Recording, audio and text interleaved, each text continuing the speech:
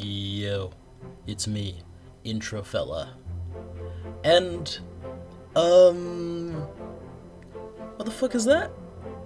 Like, I really want to say that this reception is amazing.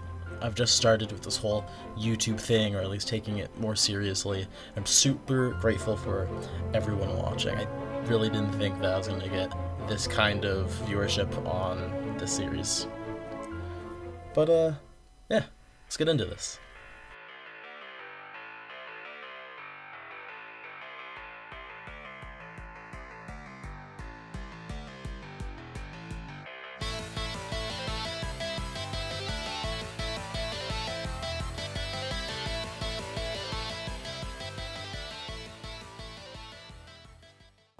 This video may be a smaller one, since Season 1 only has 2 songs left, and I would like to leave myself lots of time to go really in-depth on Mill, the season finale. And doing that means that we're just left with one song to cover in this episode, that being KT's Official Guide to Coolness. This song, like False Disposition, takes place before the first song in the series. And also like False Disposition, it works to establish a bit of history between two characters. In this case, we're covering the history of the titular Katya and Dimitri. As established in the first and third songs, Katya and Dimitri are both mutants, each with some supernatural ability. They've either been hunted down and captured, as in Katya's case, or are living in fear of it happening to them, as in Dimitri's case. But what does that actually mean? What caused these mutations, and what are the exact motives of these hunters? We can guess that the Zone, a supernatural element core to Stalker, Roadside Picnic, and by extension, Parties Are for Losers, is a part of it. But it's hard to be more specific just going off of the history, since this more personal exploration of mutants is not as present in Stalker and Roadside Picnic. It's something more exclusive to Parties Are for Losers. This is where KT's Official Guide to Coolness comes in. From the very start, you can feel a change in tone. We're shown a shot of Dimitri harming an unseen character in the foreground, with lyrics explaining that it's a routine check. Dimitri stands in a crowd of silhouettes watching Katya, who we can infer is our POV character, the one singing the lyrics. She's bound to a chair, and it's fair to assume that another one of these tests are about to start. You may have guessed that the building they're both in is in some way related to their mutations, with each of them wearing ID cards. Their names, Katya and Dimitri, seem to be an interpretation of these IDs. Though these scenes are short, we can infer quite a few things from them. Katya seems to have accepted her fate, with lines like, "Just another day, another routine check to do," and "I see as they avert their eyes," implying that she sees this horrifying event and possible execution as something that's just meant to happen, something that's happened plenty of times before. But as the wait gets longer than expected, Dimitri cracks. And with an eventual break, he uses an explosive burst of telekinetic power, seemingly the same ones used in Punch-It-Punk, to break the two of them out. And of course, they start running. There's some sort of skip forward as there's a part with no lyrics, and Dimitri seems strained, holding his hand to his head. The two of them eventually start to take some clothes from some abandoned store wherever they are. Eventually they make it to the city. Katya looks amazed at everything around her as Dimitri stands stern and cautious. However, in the midst of this excitement, Dimitri turns to tell her that this place is not fit for the likes of you and I.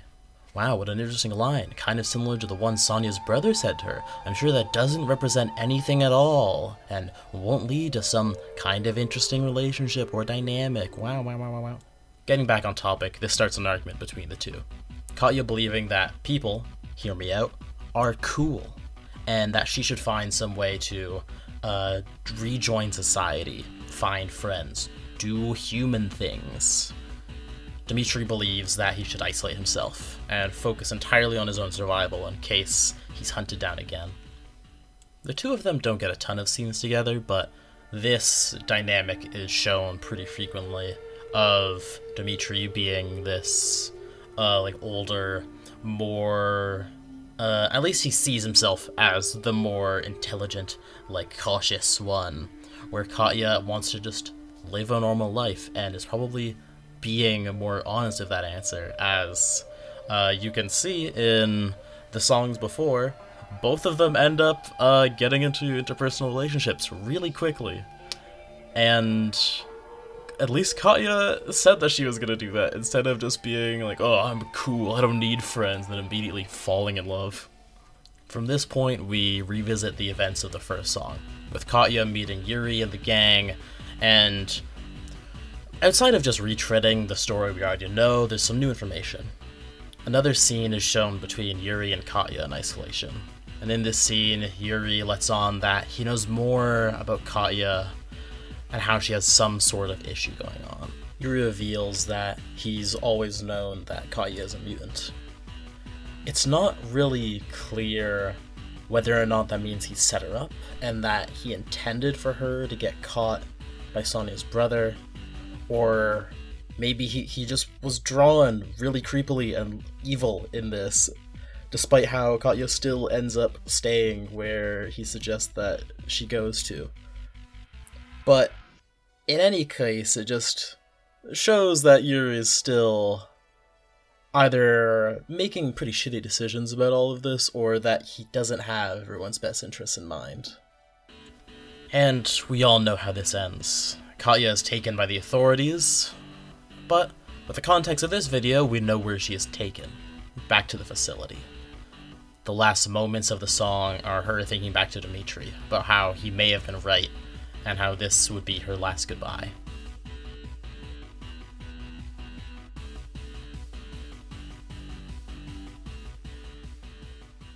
Ding ding ding, you're one of the lucky few who've made it to the end of the video.